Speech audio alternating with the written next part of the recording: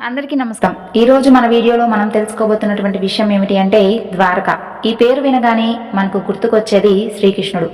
మహాభారత కాలంలో శ్రీకృష్ణుడు పాలించినటువంటి ఈ నగరం ఇప్పుడు సముద్రం అడుగున ఉంది. భారత ఇతిహాసాలకు బలాన్ని చేకూర్చే ఆనాటి ఆనవాళ్లు ఇంకా పదిలంగా ఉన్నాయి. కృష్ణుడు పాలించిన ఈ నగరానికి ఏమైంది? ఇప్పుడు ఆ విషయాలన్నీ కూడా మనం తెలుసుకుందాం. ద్వారకా నగర చరిత్ర హిందువులు అతి పవిత్రంగా భావించేటటువంటి 4 ధామాల అంటే 4 ధాంలో ద్వారకా ఒకటి. ద్వారక అనేక ద్వారాలు కలది అని అర్థం. వేదవ్యాసుడు రాసినటువంటి మహాభారత కావ్యంలో ద్వారకా నగరాన్ని ద్వారావతిగా పేర్కొన్నారు. ఈ నగరం గుజరాత్లోని పశ్చిమ తీరంలో ఉంది. శ్రీకృష్ణుడు మధురలో కంసుని సంహరించాడు. దీంతో మగధరాజైనటువంటి జరాసంధుడు మధురపై అనేక దండయాత్రలు చేశాడు. దీంతో శ్రీకృష్ణుడు తనతో ఉన్నటువంటి యాదవులను ద్వారకకు తరలించాడు. ఆ తరువాత సముద్ర గర్భంలోని దీవుల సమూహాలన్నీ కలిపి అద్భుతమైనటువంటి ద్వారకా నగరాన్ని నిర్మించారు. ద్వారకా నగరం సంయుక్త రాజ్య సమాహారంగా ఉండేదని పురాణాలు చెబుతున్నాయి. అంధకులు, వృష్టులు, భోజులు ఇందులో భాగస్వాములు. ద్వారకను పాలించినటువంటి యాదవులను దసరాస్ అంటారు. వాసుదేవ కృష్ణుడు, బలరాముడు, సాత్యకి, కృతవర్మ, ఉద్ధవుడు, అక్రూరుడు, ఉగ్రసేనుడు ద్వారకలో నివసించినటువంటి యాదవ ప్రముఖుల్లో ముఖ్యులు. గోమతి నదీ తీరంలో ప్రణాళికాబద్ధంగా ద్వారకా నగరాన్ని నిర్మించారు. నిర్వహణ సౌలభ్యం కోసం నగరాన్ని 6 విభాగాలు చేశారు. నివాస ప్రదేశాలు, వ్యాపార ప్రదేశాలు, వెడల్పైనటువంటి రాజమార్గాలు, వాణిజ్య కూడళ్లు, సంతలు, రాజభవనాలు, అనేక ఉపయోగకరమైనటువంటి ప్రదేశాలతో ద్వారక నిర్మితమైంది. రాజ్యసభ మండపం పేరు సుధర్మ సభ. ఇక్కడ రాజు ప్రజలతో సమావేశం జరిపేవారు. అందమైనటువంటి కట్టడాలతోనే కాదు, ప్రకృతి సోయగాలో నగరం స్వర్గాన్ని తలపించేది. సముద్ర తీరంతో ఆ ప్రాంతం అంతా కూడా ఆహ్లాదకరంగా ఉండేది. కురుక్షేత్ర యుద్ధం జరిగిన 16 సంవత్సరాల తరువాత ఈ నగరం సముద్ర గర్భంలో కలిసిపోయింది. మహాభారత యుద్ధం క్రీస్తు పూర్వం 3138లో జరిగింది. ఆ తరువాత 36 ఏళ్లు శ్రీకృష్ణుడు ద్వారకలో నివసించాడు. కృష్ణుడి తరువాత యాదవ రాజులు పరస్పరం తమలో తామే కలహించుకోవడం వలన సామ్రాజ్యం పతనమైనట్లు చెబుతారు. యాదవ కులం కూడా అంతఃకలహాలతో నశిస్తుందని గాంధారి శపించింది. యాదవ సామ్రాజ్య పతనం తర్వాత బలరాముడు యోగం ద్వారా దేహాన్ని త్యజించాడు. కృష్ణుడు అరణ్యాలకు వెళ్ళాడు. అక్కడి నుండి నేరుగా స్వర్గానికి వెళ్ళాడని మహాభారతంలో ఉంది. ఒక బోయవాడి బాణం వలన కృష్ణుడు గాయపడి తన యొక్క దేహాన్ని త్యజించాడని మరికొన్ని పురాణాల్లో ఉంది. శ్రీకృష్ణుడు 120 ఏళ్లు జీవించినట్లు చరిత్ర చెబుతుంది. ఆయన నిర్యాణం చెందగానే సముద్రంలో భారీ ప్రళయం ఏర్పడి ద్వారకను ముంచెత్తిందని సమాచారం. ఆ రోజు సముద్రుడు ఉవ్వెత్తున ఎగిసిపడటం తాను చూశానని అర్జునుడు మహాభారతంలో పేర్కొనడం గమనార్హం. అసలు ఆ రోజు ఏం జరిగింది అనే విషయం గురించి తెలుసుకుందాం. ప్రళయానికి ముందు భారీ గాలులు వీచాయి. ప్రజలు నివాసాల్లో మట్టి పాత్రలు వాటికవే పగిలిపోవడం మొదలయ్యాయి. భారీ విపత్తుకు ఇవి సంకేతాలని భావించినటువంటి శ్రీకృష్ణుడు అందరినీ కూడా సమావేశపరిచి పవిత్ర సముద్ర స్నానం చేయాలని ఆదేశించాడు. కృష్ణుడి పిలుపు మేరకు ద్వారకకు విచ్చేసినటువంటి అర్జునుడికి రాబోయే విపత్తు గురించి చెప్పాడు. మరో వారం రోజుల్లో ద్వారక సముద్రంలో మునిగిపోనుందని తెలిపాడు. ద్వారకా ప్రజలను సురక్షిత ప్రాంతానికి తరలించాలని సూచించాడు. ఆ తరువాత శ్రీకృష్ణుడి అరణ్య బాట పట్టడం, ఆ తరువాత ప్రాణాలు త్యజించడం జరిగిపోయాయి.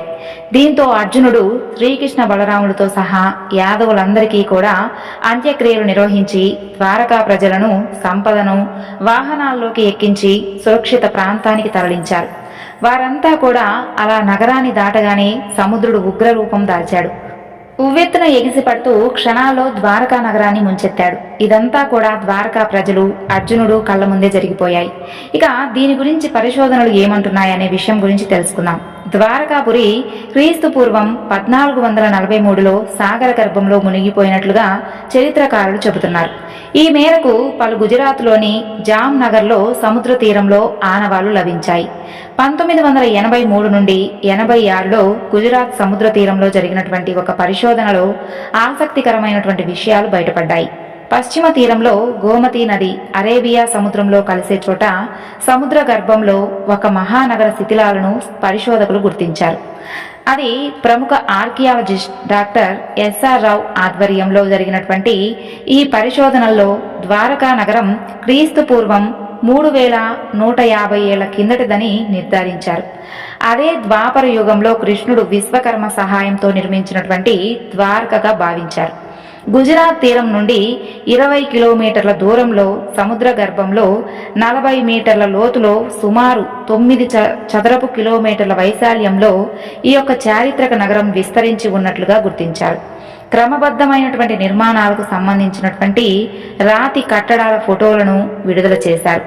2001 నుండి 2004 వరకు జరిగినటువంటి ఈ యొక్క పరిశోధనల్లో ఎన్నో ఆధారాలను సేకరించారు.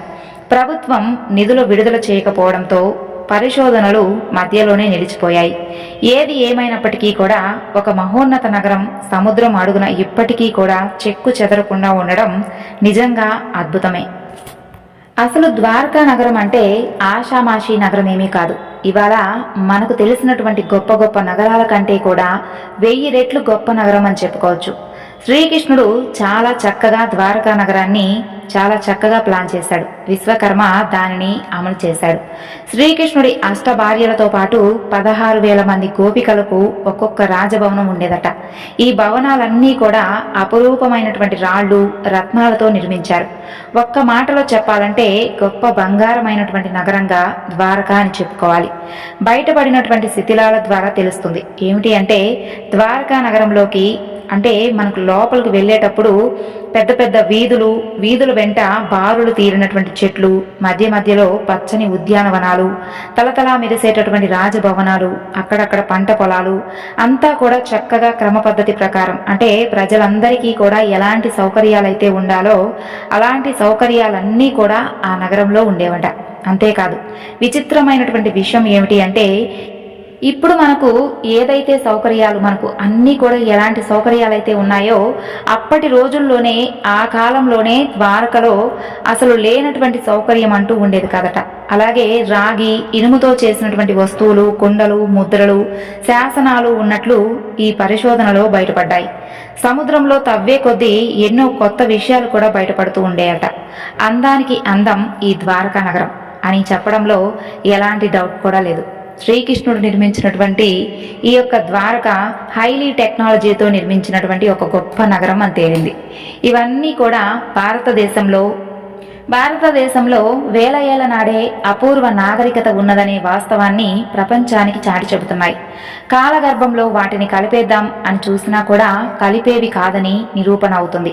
ఎటువంటి టెక్నాలజీ లేకుండానే ద్వారకా వంటి నగరాన్ని ఎన్నో ఏళ్ల సంవత్సరాల క్రితం నిర్మించారు. నిజంగా మన దేశ సంస్కృతి ఒక గొప్ప అద్భుతమే. ఈ వీడియో మీ అందరికీ కూడా నచ్చింది, అలాగే ఆసక్తికరంగా ఉంది అని అనుకుంటున్నాను. మరొక చక్కని వివరణతో మీ ముందుంటాను. వీడియో నచ్చితే తప్పకుండా మరికొంతమందికి షేర్ చేయండి. అంతవరకు నమస్కారం. జై శ్రీకృష్ణ.